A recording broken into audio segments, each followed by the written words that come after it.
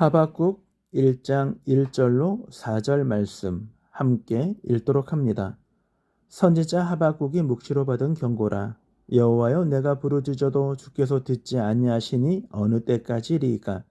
내가 강포로 말미암아 외쳐도 주께서 구원하지 아니하시나이다. 어찌하여 내게 죄악을 보게 하시며 패역을 눈으로 보게 하시나이까? 겁탈과 강포가 내 앞에 있고 변론과 분쟁이 일어났나이다. 이러므로 율법이 해이하고 정의가 전혀 시행되지 못하오니 이는 악인이 의인을 애워쌌으므로 정의가 굽게 행하여짐이니이다. 아멘. 오직 의인은 이라는 제목으로 오늘부터 하박국서 말씀을 함께 우리가 묵상하도록 하겠습니다. 여러분들은 하박국서 하면 생각나는 것이 무엇입니까? 좀 더 여러분들은 하박국서를 생각하면 어떤 하나님의 말씀, 구절이 생각이 납니까? 우리가 많이 불렀던 부흥이라는 찬양에 나오는 것처럼 하박국서 3장 2절 말씀이 생각이 나죠. 여호와여, 주는 주의 일을 수년 내에 부흥하게 하옵소서. 이 수년 내에 나타나시옵소서. 진노 중이라도 긍휼을 잊지 마옵소서. 우리는 이 찬양, 이 고백, 이 말씀을 우리는 부흥이라는 우리의 다시 한번 비전을 향하여 우리가 주의 복음을 전하는 우리의 영적인 신앙의 각성을 필요로 할 때 우리는 이 부흥이라는 구절과 찬양을 부르기도 합니다. 뿐만 아니라 우리는 너무나 잘 아는 것처럼 3장 17절, 18절 말씀에 보면 비록 무화과 나무가 무성하지 못하며 포도나무에 열매가 없으며 감람나무에 소출이 없으며 밭에 먹을 것이 없고 외양간에 양이 없고 그리고 소가 없을지라도 우리의 양이 없고 외양간에 소가 없을지라도 나는 여호와로 말미암아 즐거워하며 나의 구원의 하나님으로 인하여 기뻐하리로다 라고 고백하고 있습니다. 우리는 이 정도의 말씀으로 하박국을 생각할 때가 많습니다. 그러면 하박국은 어떤 사람입니까? 하박국은요, 북쪽 이스라엘이 아수르에 의하여 멸망받았다는 게 주전 722년입니다. 그리고 이 북쪽 이스라엘을 멸망시켰던 아수르가 바벨론에 의하여 멸망받았던 때가 예수님이 오시기 전 주전 612년입니다. 그리고 이 아수르가 멸망을 받고 바벨론이 거대한 제국으로 등극했던 그 시점에 사역을 감당했던 사람이 바로 누구냐면 하박국 선지자예요.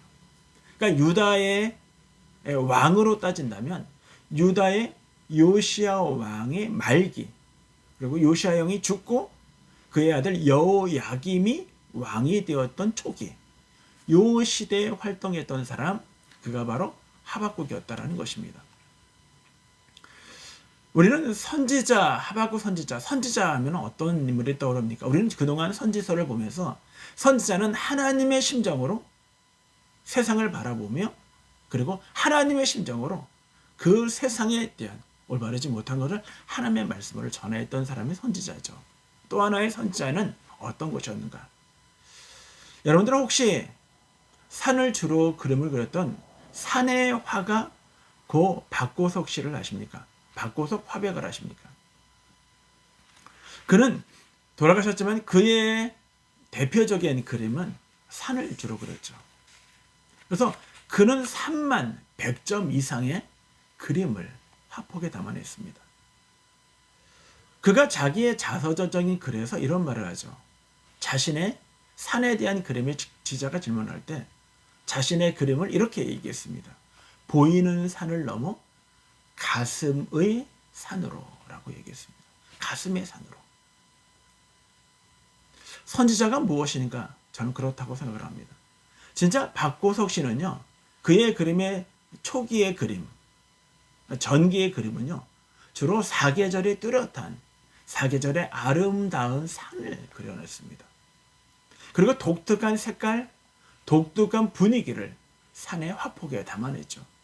그런데 그의 후기의 그림을 보면요, 주로 오랜 세월 풍향의 바람에 맞으면서 깎여진 위태롭게 서 있는 바위들을 그려냈습니다. 그런가 하면 오랜 세월에 변화되어진 노송들을 그려내죠.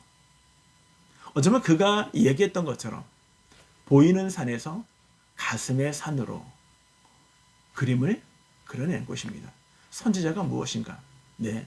또 다른 선지자의 모습 또 한 가지는요, 선지자는 보이는 것을, 보이는 면을 이야기하지 않았다라는 것입니다. 선지자는 그 뒤에 감춰졌던 우리의 욕망, 우리의 잘못된 생각, 하나님 앞에 올바르지 못했던 우리의 얄팍한, 우리의 이기심, 우리의 욕구들을 바라보았던 선지자, 그들이 바로 진정한 예언자, 그리고 오늘 하박국이었음을 우리들에게 말씀해 주고 있는 것입니다.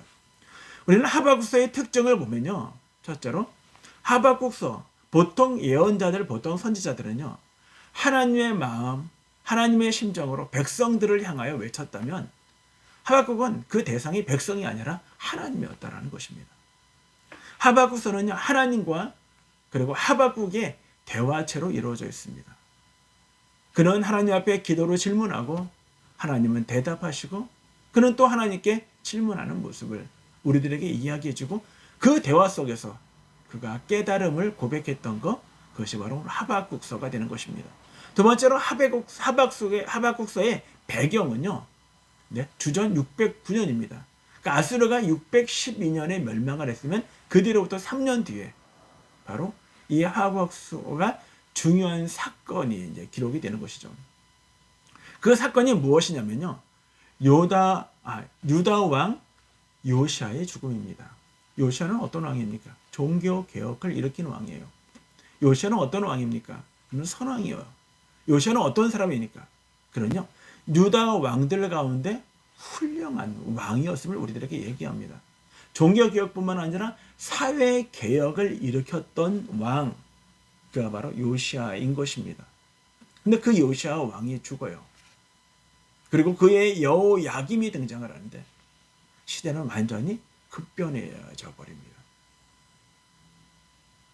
그러면서 하나님을 믿었던 이스라엘 백성들의 그 신앙이 사회적으로, 종교적으로 타락의 길을 걷기 시작했다는 것입니다. 그때 사회의 부조리 속에 하나님의 거룩한 백성들이 어려움을 당하고 하나님의 나라가 고통을 받는 것에 대하여 마치 악인이 득세하고 악인이 의기양양하는 모습을 바라보면서 하나님께 부르짖으며 기도할 수밖에 없었던 선지자, 그가 바로 하박국이었음을 우리들에게 말씀해 주고 있는 것입니다.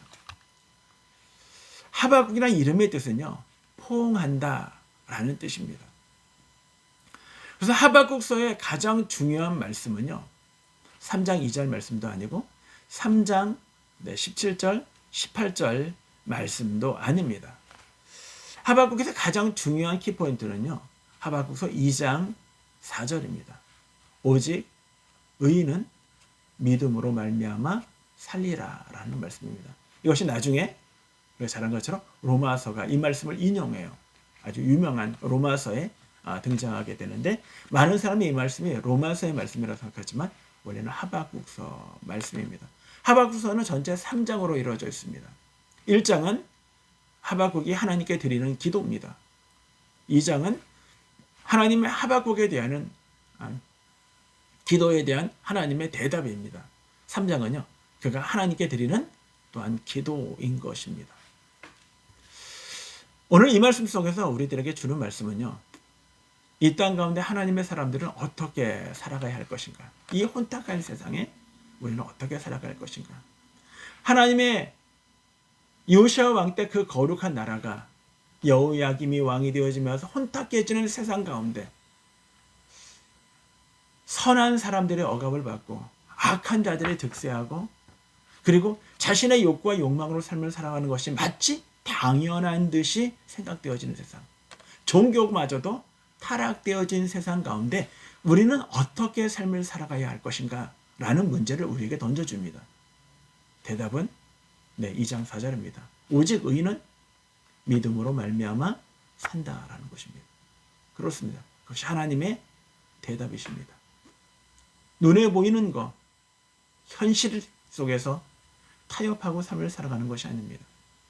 어떤 어려움이 우리의 인생에 오더라도 하나님의 사람, 하나님의 의인된 우리가 삶을 살아가는 것은 오직 믿음이라고 우리에게 말씀해 주고 있는 것입니다.